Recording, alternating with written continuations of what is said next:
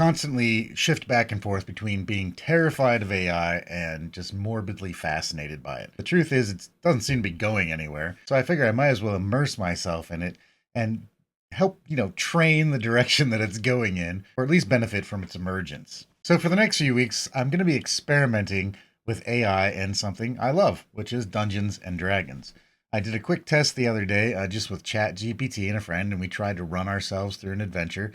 We gave it the parameters, make us an adventure.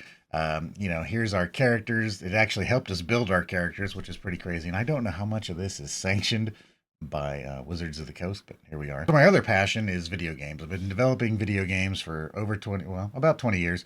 And so I decided what I want to try to do is take this video game environment I have, a whole bunch of logic, Chat GPT, and see if I could get my little robot AL9000 to run some characters through a Dungeons and Dragons campaign. So what I'm going to show you now is just a little proof of concept. So if you're interested in this kind of thing, hit all those buttons so you can get updates. In the near future, I'm hoping to open this up for interaction from all of you as well.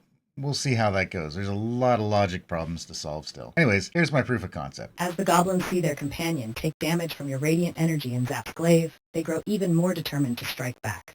The goblin that was hit by the radiant energy lets out a fierce snarl and lunges towards Q with a rusty scimitar in hand. The goblin makes a slashing attack against Q. Attack bonus, +4, rolling a d20, 12 +4. The goblin's attack hits. Rolling for damage, 1d6 +2. Rolling 1d6, 5 + 2 equals 7, slashing damage Q. You take a total of 7 slashing damage as the goblin's scimitar cuts through your defenses.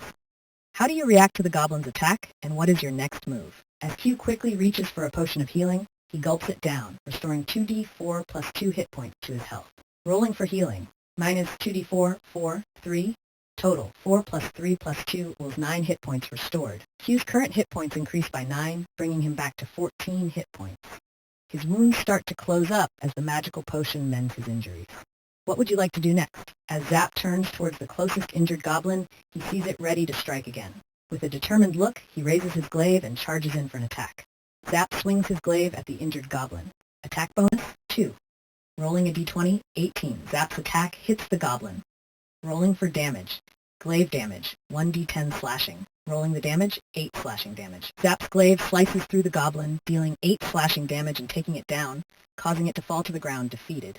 The goblin lets out a final yelp before going silent.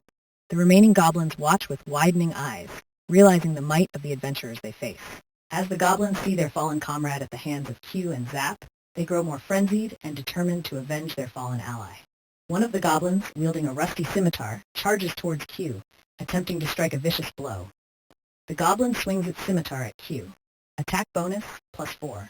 Rolling a d20, 12, +4. The goblin's scimitar strikes Q's armor, but fails to penetrate the tough material, leaving Q unharmed. The goblin lets out a frustrated growl as it readies itself for another attack. The second goblin, armed with a crude wooden shortbow, takes aim at Zap, trying to land a shot from a distance. The goblin fires its shortbow at Zap. Attack bonus, +4, rolling a d20, 15, +4. The arrow flies through the air towards Zap, but with quick reflexes he manages to evade the projectile, causing it to miss its target. The goblins remain on the defensive, eyeing the adventurers warily, knowing that they face formidable opponents.